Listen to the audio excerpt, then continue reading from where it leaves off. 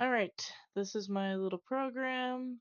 Ignore the little squiggly up here. It's fine. It knows where it is. It's just being dramatic. So here's my terminal.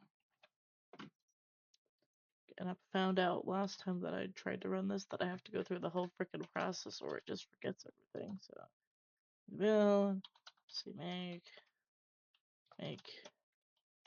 make 4, and do that. Whoa, look at that. I've got 1,000 little pay stub thingies. And I I base them off of people I know in real life, including myself, because why not? I guess it makes it more applicable. I'll be honest, I am studying to teach computer science, and C++ is not a high school level coding language.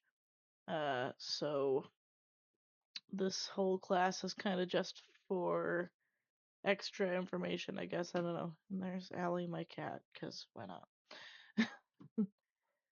um, Anyway, so that's made this class interesting for me, where I'm like, I kind of just have to get through it because I'm never going to touch it again, most likely. Because even if I teach concurrent enrollment, you've got a professor for that. Anyway, one design decision that I made about my class um, what does that say? Oh, yeah, that was not explicitly specified. I chose the data members, because I was setting up a little pay stub, and I figure if it has a company, has the name, has how much you're being paid, has how many hours you've worked, and I, the account number, I kinda, probably more something that'd be on a paycheck rather than a pay stub, but I was running out of ideas for what to put on that was like different than my doubles and my strings. Uh, so, but that's basically why these exist the way they are. Oh yeah, in case you need to see, here's my header file. I ended up putting everything in the header file because you had it all in one file, and so then I didn't actually need a.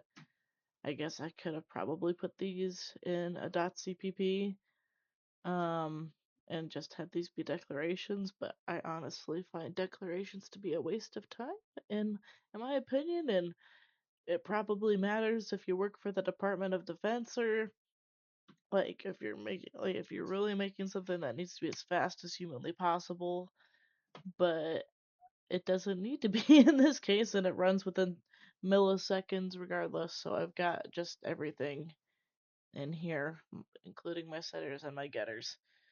As far as what default does, it basically just means like, hey, there's a function that already exists that will automatically call all this crap, and it'll be like, goodbye, farewell, and it'll delete all of it because we care about memory management in our three terabyte operating system days.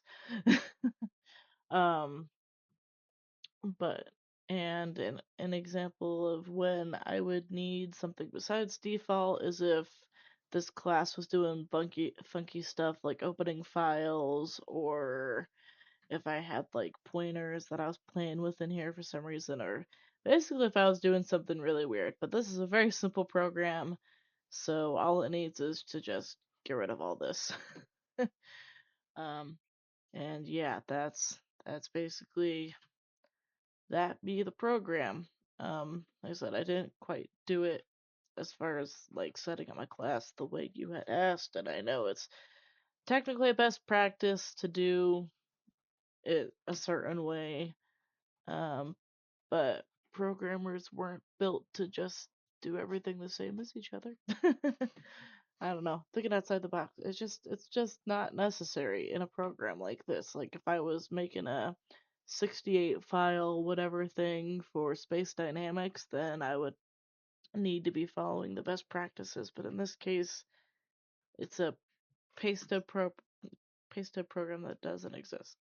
Hopefully that makes sense and you're not like upset and taking 1,000 points off my homework.